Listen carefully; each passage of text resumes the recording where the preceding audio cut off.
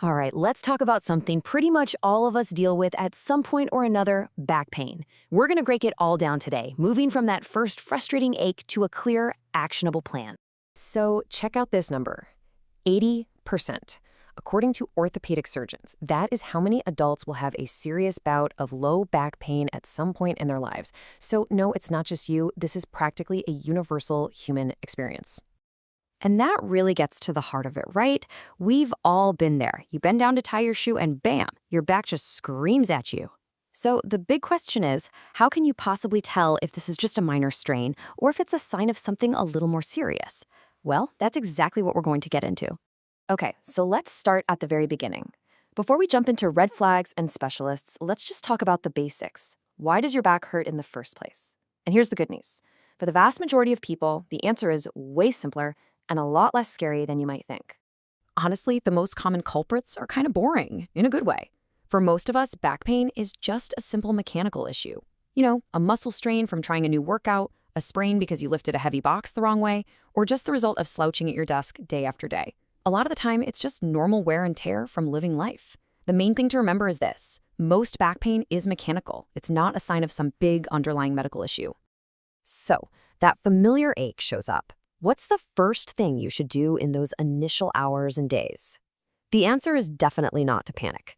Let's go over how you can take charge with a few simple steps right in your own home. Think of this as your immediate game plan.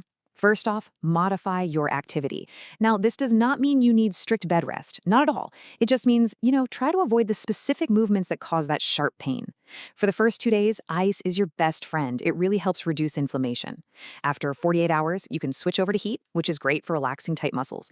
And this last one is absolutely crucial. Keep moving. Gentle walks, some light stretching. It helps prevent stiffness and can actually help you recover faster. But here's a really important rule of thumb. Home care is fantastic, but it's not a forever solution. The general guideline from medical experts is pretty clear. If your pain isn't getting noticeably better after a few weeks of trying these things, that is your signal. It's time to make a doctor's appointment.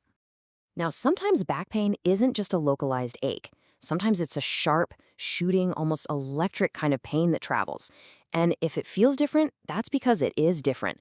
Let's talk about a very specific kind of nerve pain called sciatica. So here's the interesting thing. Sciatica isn't really a diagnosis in itself. It's more of a symptom, like an alarm bell going off.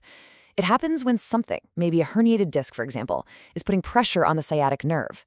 And this isn't just any old nerve. It's the longest one in your entire body, running from your lower back all the way down each of your legs. And this is exactly why it feels so unique. Sciatica is not a dull ache. It's usually a sharp burning or jolting pain. But the real telltale sign is that it radiates. It doesn't stay put. It travels down the path of that nerve, and you might even get numbness or that pins and needles feeling along with it. Another huge clue? It almost always happens on just one side of your body. So if your pain has a travel plan, it's a good bet you're dealing with a nerve. Okay, I need everyone to listen very, very carefully to this next part because we're shifting gears, and this is critically important. While most back pain is not an emergency, there are a few very rare symptoms that absolutely are. These are the red flags that mean you need to get medical help immediately. Let this quote really sink in. This isn't a "I'll call my doctor on Monday" kind of situation. The symptoms we're about to cover can be signs of a rare but very serious condition that needs urgent medical care to prevent any permanent damage. Here it is, the first and most critical red flag. If you are having back pain and, along with it, you experience a new and sudden loss of control over your bladder or bowels, that is a medical emergency. Period. The second red flag is any significant or growing numbness in what doctors call the saddle area. The name is pretty descriptive. Just imagine you're sitting on a horse.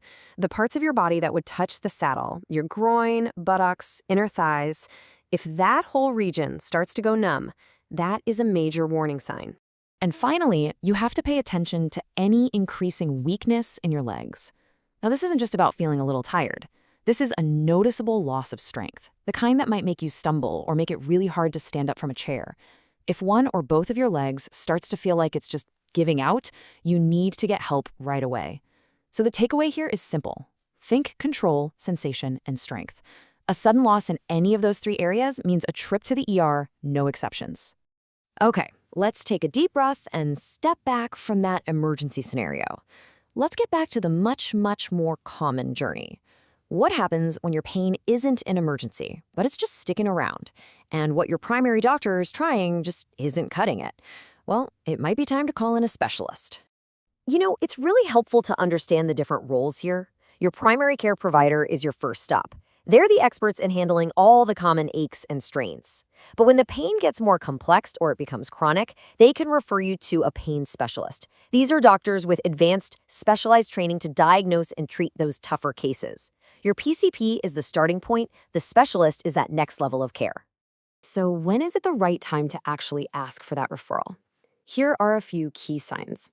You should definitely think about it if your pain has become chronic, which basically just means it's lasted for more than 3 months. You should also ask if the pain is severe and just not getting better, or if you're having any of those complex nerve symptoms we talked about, like sciatica. And finally, it's always okay to ask for a referral if you just want to understand what all of your treatment options are. So let's end with this thought. Back pain is basically a message from your body. Most of the time, that message is pretty simple. It's just saying, hey, take it easy for a few days. But sometimes it's telling you something more important. The real key is learning how to listen, knowing when to rest, when to call your doctor, and when you need to act urgently.